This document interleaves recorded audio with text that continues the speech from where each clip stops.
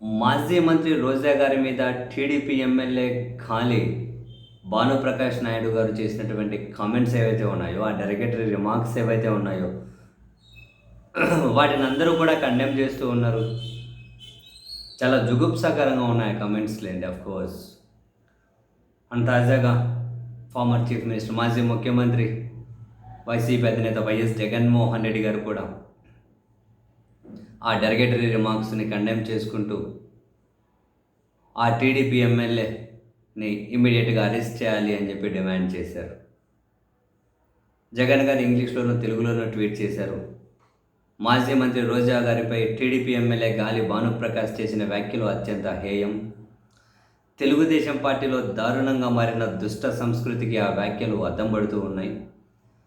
ప్రభుత్వ తప్పిదాలను ఎత్తి చూపుతూ గట్టిగా మాట్లాడుతున్నందుకు, వాటిని ప్రశ్నిస్తున్నందుకు ఓర్చుకోలేక నా సోదరి 2 సార్లు ఎమ్మెల్యేగాను మంత్రిగాను పనిచేసిన ఆర్కే రోజాను అత్యంత అసభ్యకరమైన పదజాలంతో దూషించారు. ఇది ఏదో యాదృచ్ఛికంగా జరిగింది కాదు. తమను విమర్శించే మహిళల గొంతు నొక్కడమే ధ్యేయంగా తెలుగుదేశం పార్టీలో ఒక తంతుగా మారిన అత్యంత హేయమైన సంస్కృతికి ఇది ఒక నిదర్శనం. వ్యక్తిత్వ హననం ద్వారానే చంద్రబాబు నాయుడు తన రాజకీయ జీవితం కొనసాగిస్తున్నారు. నిజం చెప్పాలి అంటే ఒక మహిళపై అత్యంత హేయంగా ఆరోపణలు చేసి దుష్ప్రచారం చేసే ఆయన ఉన్నత పదవి పొందారు. అప్పటి నుంచే, అంటే ఇది అప్పుడు రామారావు గారిని దించేసిన ఎపిసోడ్లో లక్ష్మీపార్వతి గారి మీద నడిపించిన ఈ అత్యంత హేయమైన ఆరోపణల ఎపిసోడ్ని గుర్తు చేసినట్టున్నారు జగన్ గారు. అప్పటి నుంచి, అంటే 95 నుంచి అని జగన్ గారి మీనింగ్. అప్పటి నుంచే వ్యక్తిగత దాడులు, స్త్రీలను ద్వేషించే తత్వం తెలుగుదేశం పార్టీకి ఒక బ్రాండ్గా మారింది. ధైర్యంగా మాట్లాడే మహిళలను భయపెట్టి వారి నోరు మోయించడానికి నిస్సిగ్గుగా అత్యంత అభ్యంతరకరమైన వ్యాఖ్యలు చేయడంతో పాటు విమర్శించడాన్ని ఆ పార్టీ నాయకులు ఒక ఆనవాయితీగా పెట్టుకున్నారు. ఆ కోవలోనే గత ఏడాది కాలంగా అనేక మంది మహిళా నాయకురాలను వారు దారుణంగా వేధించారు, అవమానించారు.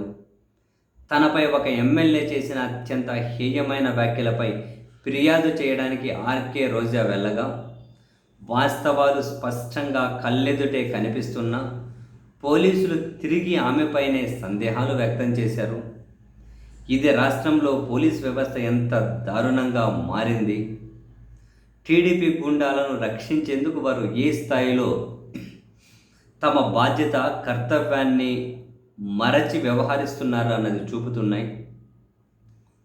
నిజానికి ఒక్క రోజా విషయంలోనే కాదు, మాజీ మంత్రి విడుదల రజని, కృష్ణా జిల్లా జడ్పీ చైర్పర్సన్ ఉప్పాల హారికతో పాటు మా పార్టీకి చెందిన పలువురు నాయకుల కుటుంబ సభ్యుల విషయంలో కూడా చాలా అవమానకర ఘటనలు చోటు చేసుకున్నాయి.